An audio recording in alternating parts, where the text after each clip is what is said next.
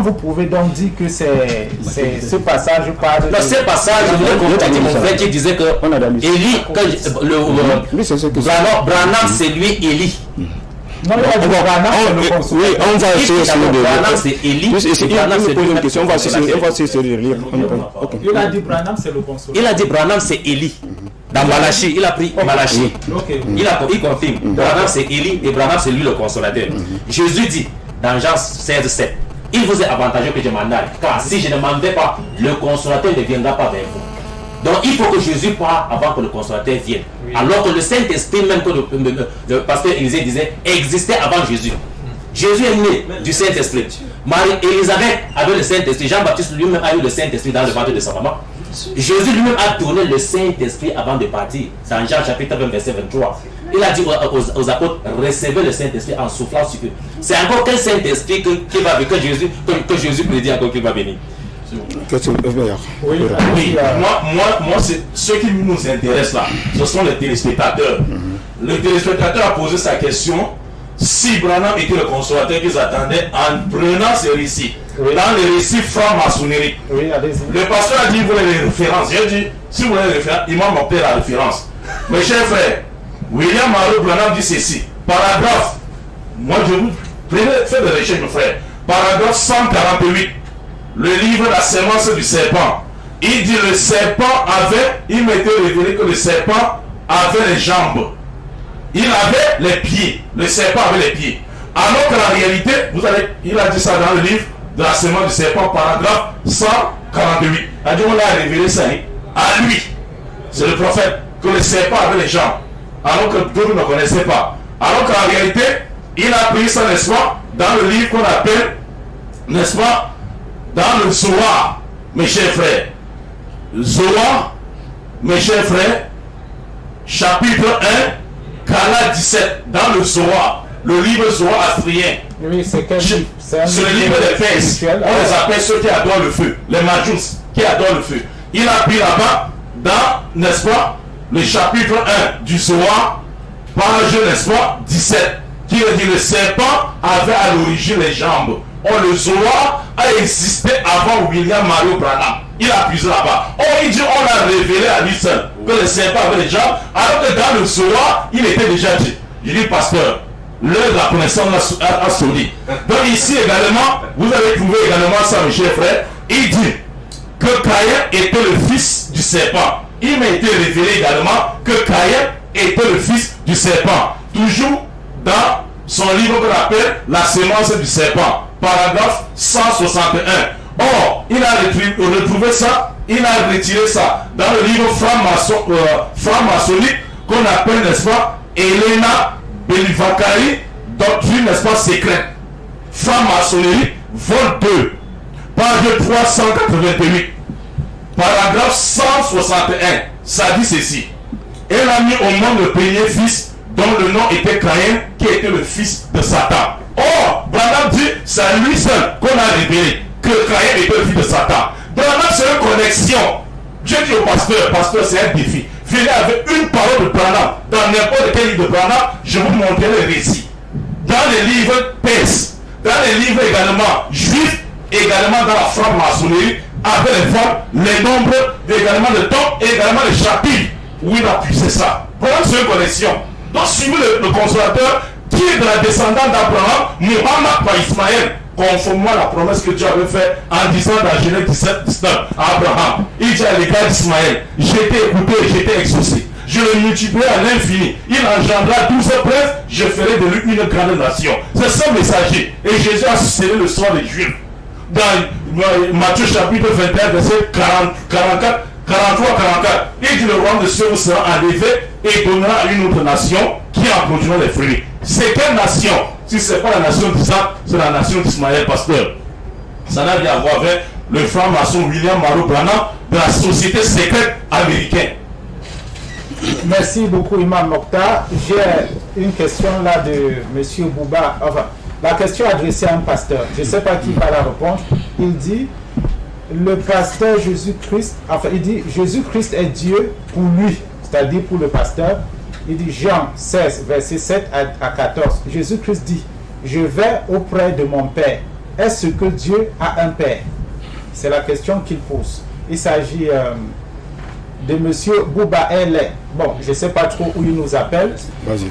Précisez souvent où vous nous appelez, ça nous aide à savoir jusqu'à quel niveau on s'étend.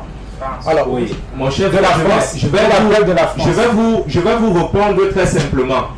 Dans le livre de Luc, on dit Marie fut enceinte par la vertu du Saint-Esprit. On dit Marie a conçu, c'était par la vertu du Saint-Esprit. Alors, selon la Bible, c'est le Saint-Esprit qui est du Saint-Esprit que vient la paternité de Jésus. Et or, ce que je vous ai dit depuis la dernière fois, c'est que le Saint-Esprit, c'est Dieu. Dieu est saint et il est esprit. C'est ça qui fait Saint-Esprit. C'est ce que les gens n'ont jamais compris. Au commencement, c'était le Saint-Esprit et à la fin, c'est le Saint-Esprit. Ils ne peuvent pas comprendre ça. Maintenant, je viens pour répondre, pour donner, je vais reprendre l'imam Mokhtar pour donner la parole à mon frère parce que c'est lui qui débat. On dit l'Éternel dit au serpent, écoutez bien, c'est dans Genèse chapitre 3, le verset 14. L'Éternel dit au serpent, puisque tu as fait cela, tu seras maudit au futur, entre tous les bétails et entre tous les animaux des champs. Tu marcheras au futur, tu marcheras au futur. On ne dit pas tu ramperas. C'est-à-dire, on ne marche pas. Quand on rampe, on ne marche pas. Et tu marcheras sur ton ventre. Ça veut dire que quoi? S'il marchera sur son ventre au futur, ça veut dire qu'au passé, il faisait comment? Il marchait sur quoi? Sur sa tête? Il marchait sur sa tête, monsieur Giscard. On dit tu marcheras sur ton ventre. C'est-à-dire la malédiction annonce qu'au futur, le serpent va marcher sur son ventre. Bon, merci, vous allez continuer. Faisons très attention. On ne lit pas sur le BBC avec les yeux charnels. Ces écritures sont des écritures saintes. On lit ça avec les yeux spirituels. Le frère nous a posé une question là, on réplique un peu d'abord pour la question afin d'avancer. Les disciples lui firent cette question.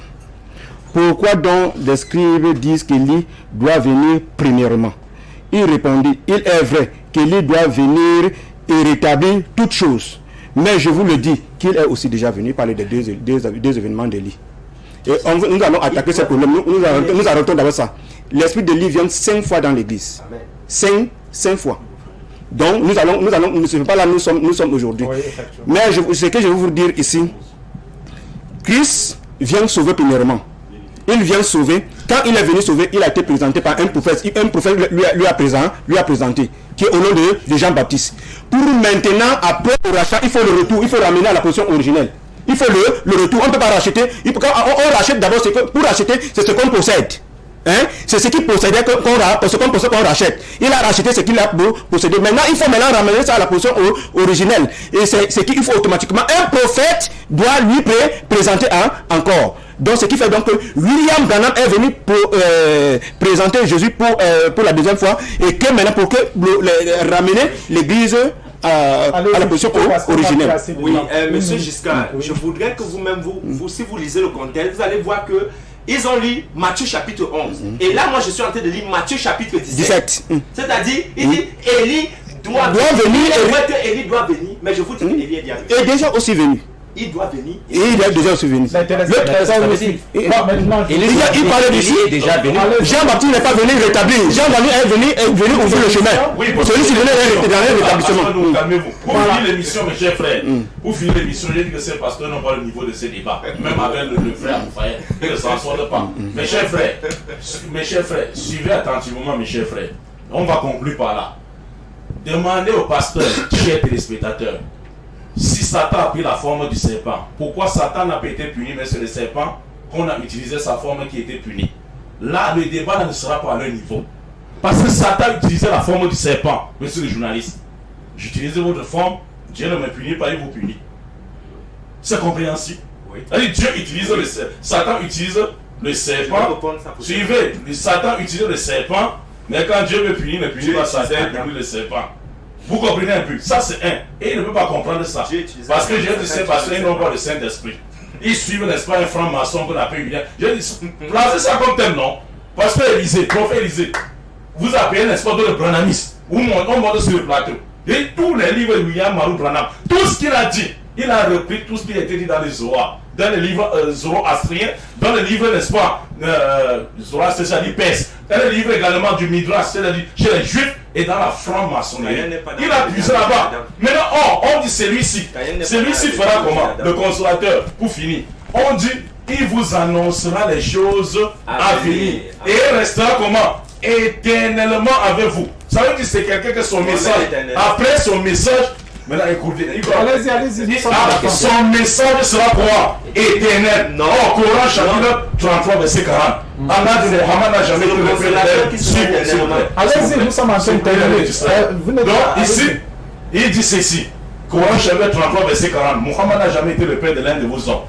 Il est le messager d'Allah et Khatamanadiyin, le dernier messager. Sa parole sera éternelle. Il donnera les choses qui viendront, c'est-à-dire le droit et le devoir de chacun à tous les niveaux, les gouvernants comme les gouvernés, les châtiments de la tombe, parlera du paradis et de l'enfer, tout ce qui vient, n'est-ce pas, dans le futur.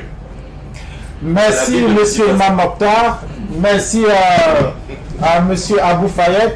Merci à l'évangéliste Ndungu, merci au prophète Élisée d'avoir répondu à notre invitation une fois de plus. Alors, mesdames, messieurs, merci de nous avoir suivis. C'était votre émission du samedi soir. Alors, je vais demander aux différents panélistes de se rejoindre et de se saluer parce que nous c'est dans la paix. Alors, allez-y. Vous pouvez commencer. Vous pouvez vous lever et vous saluer. C'est naturel. Ah oui. Je salue tous les frères. C'est pas un combat, mais c'est un débat pour avoir. Vous allez cesser de prêcher comme on l'a dit. Vous allez chercher de prêcher William Marou Nana. Il n'a jamais été le messager d'Allah. Jamais. Non. Il ne veut pas. Il y a preuve que quand on parle de l'importance, c'est-à-dire le message. Déjà, aujourd'hui,